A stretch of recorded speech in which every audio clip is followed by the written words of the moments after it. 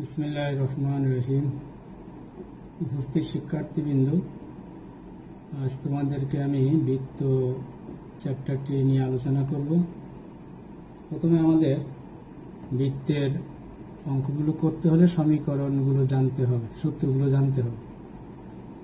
আমি স্টার্ট করছি বৃত্তের সাধারণ সমীকরণ x square plus y square plus 2gx plus 2fy plus c equal to 0। এই অধ্যায়ের ম্যাক্সিমাম অঙ্ক আমরা এই সূত্র দিয়ে করব। এই সমীকরণের মধ্যে জি, এফ এবং সি তিনটি ধ্রুবক আছে। এই ধ্রুবকগুলো দ্বারা এই বৃত্তের কেন্দ্রের স্থানাঙ্ক কত, ব্যাসার্ধ কত, কোনো অক্ষকে ছেদ করলে ছেদকৃত অংশ কত, এগুলো সব আমরা জানতে পারব। প্রথমে আমরা এই বৃত্তের সমীকরণের প্রথম সূত্র তার কেন্দ্র হলো মাইনাস জি মাইনাস এফ। দ্বিতীয় হলো ব্যাসার্ধ, তার সূত্র হলো root over g square plus f square minus. তৃতীয় হলো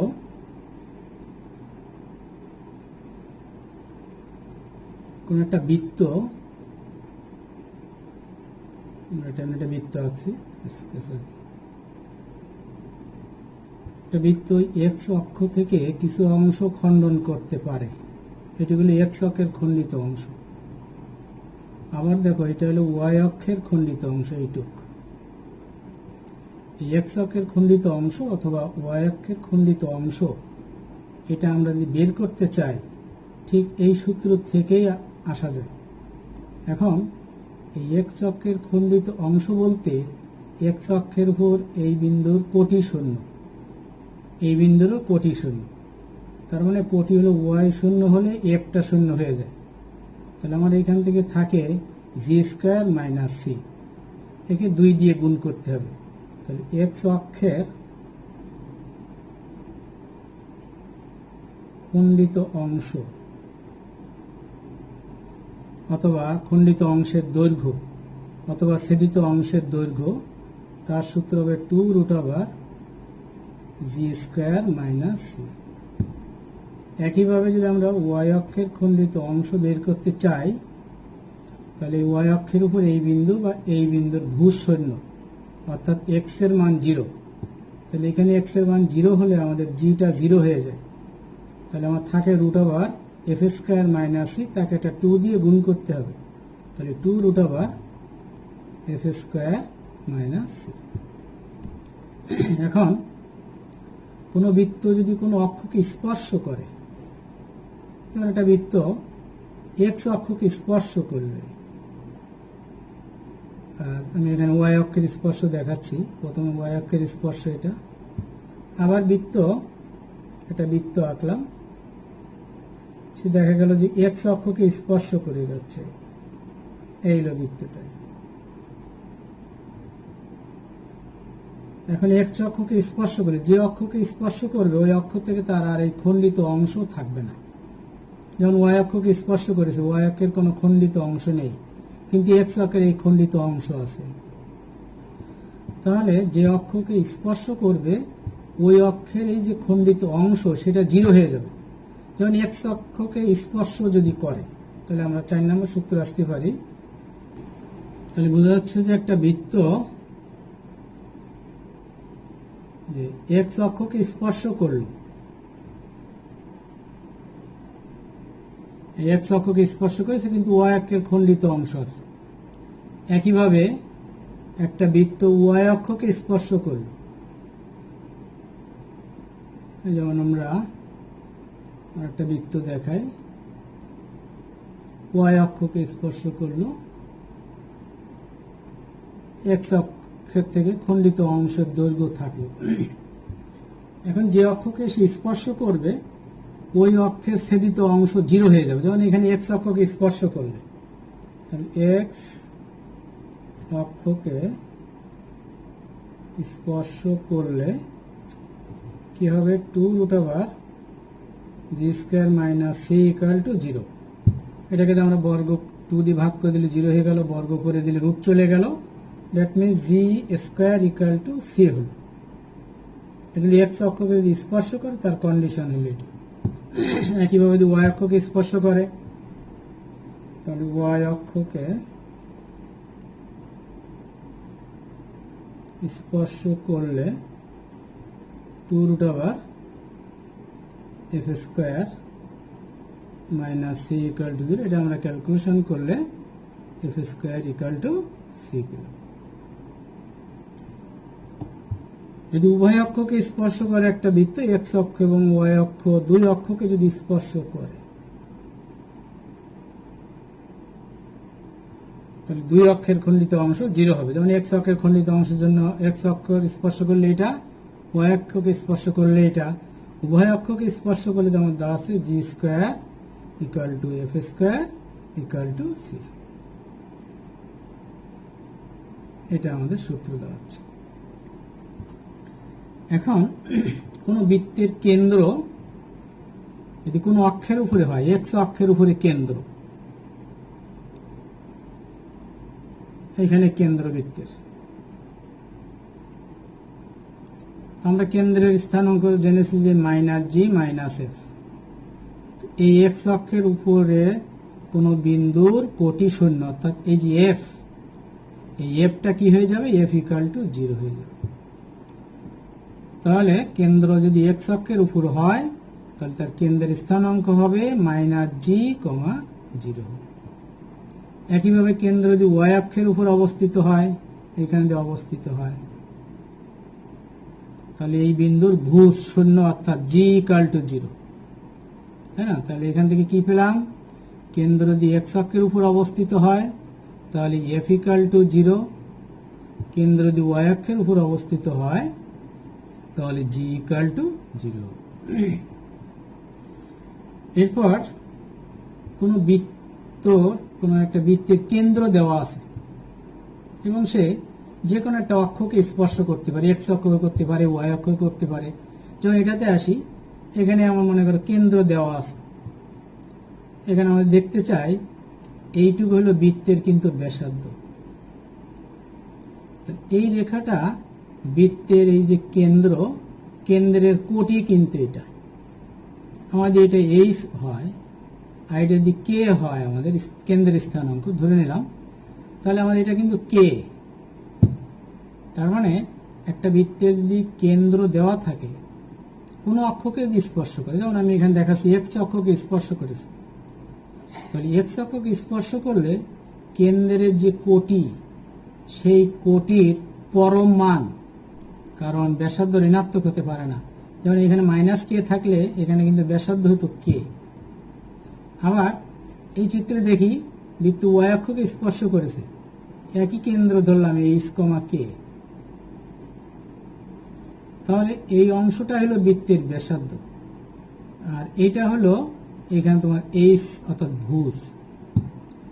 তাহলে কি বোঝা গেল, একটা বৃত্তে যদি কেন্দ্র দেওয়া থাকে এবং কোনো অক্ষকে যদি স্পর্শ করে, যদি সে এক্স অক্ষকে স্পর্শ করে তাহলে কেন্দ্রের কোটি এর পরম মান হবে ব্যাসার্ধ, যদি সে ওয়াই অক্ষকে স্পর্শ করে কেন্দ্রের ভুজের পরম মান হবে তার ব্যাসার্ধ হবে।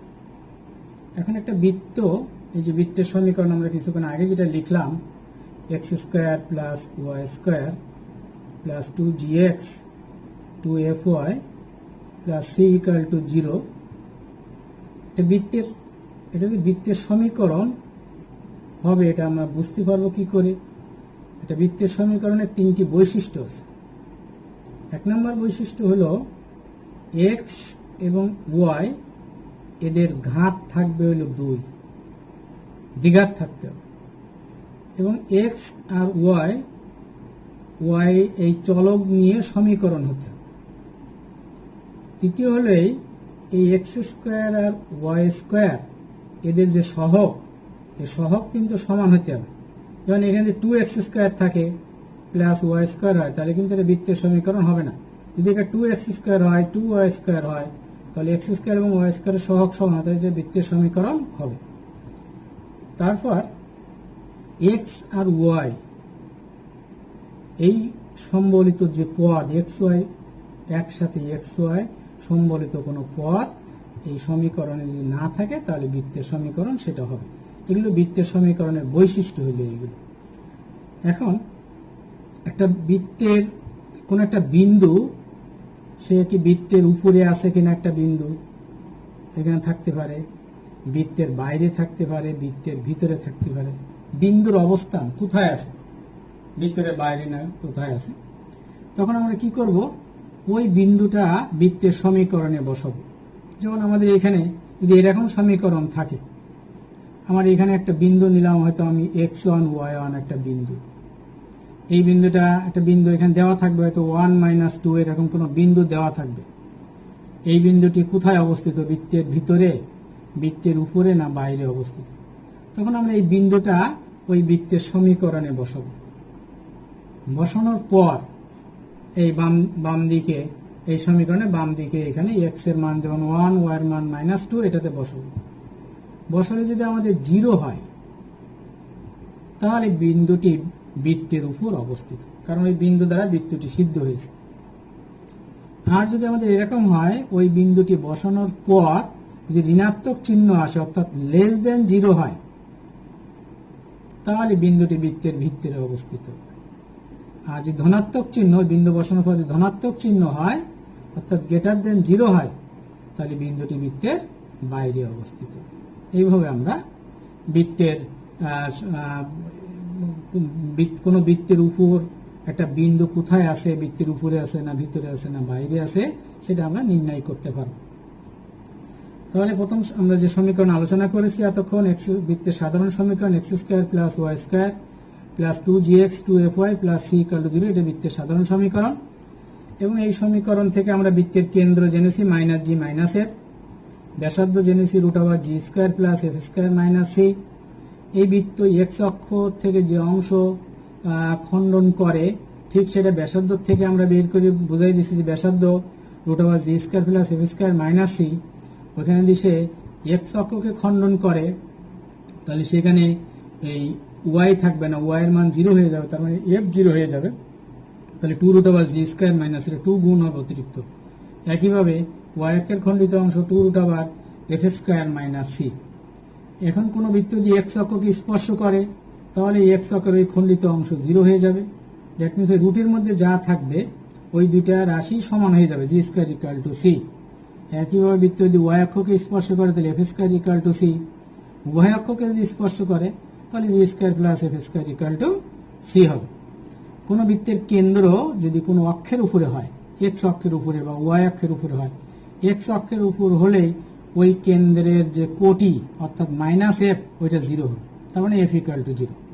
এটা বৃত্তের কেন্দ্র y অক্ষের উপর, তাহলে আমরা জানি y অক্ষের উপর কোনো বিন্দুর ভূ শূন্য, তার মানে -g = 0, অর্থাৎ g = 0 হবে।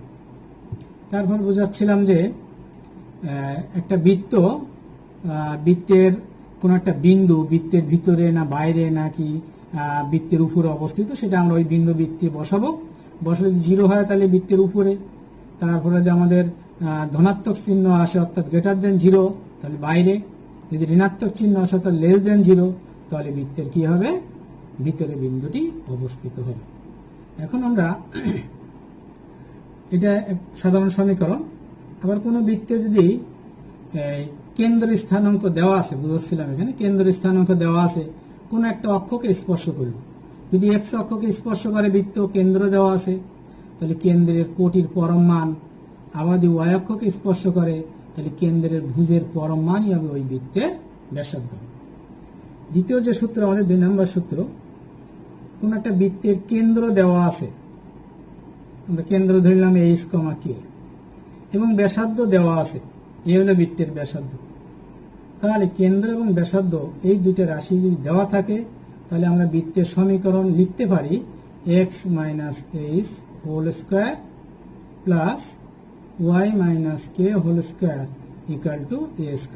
এটার সাহায্যে আমরা বৃত্তের সমীকরণ লিখতে পারি। আবার কোন একটা বৃত্তের সমীকরণ দেওয়া আছে, সেই সমীকরণটাকে যদি, সেই সমীকরণ থেকে আমরা হয়তো কেন্দ্র ব্যাসার্ধ বের করতে হবে, ওই সমীকরণটাকে যদি আমরা এরকম আকারে সাজাতে পারি, সাজানোর পরে যেমন আমার এরকম কোন একটা সমীকরণকে আমি সাজালে এরকম হলো x + 2² plus y minus 3 whole square equal to 6 square. তাহলে এখানে কিন্তু মাইনাস আছে, তাহলে এখানে এইচ এর মান হলো -2 আর কে এর মান হলো -3। তাহলে এই বৃত্তের কেন্দ্র হবে -2, 3, আর এখানে এর পরিবর্তে আছে 6, অর্থাৎ তার ব্যাসার্ধ হবে 6।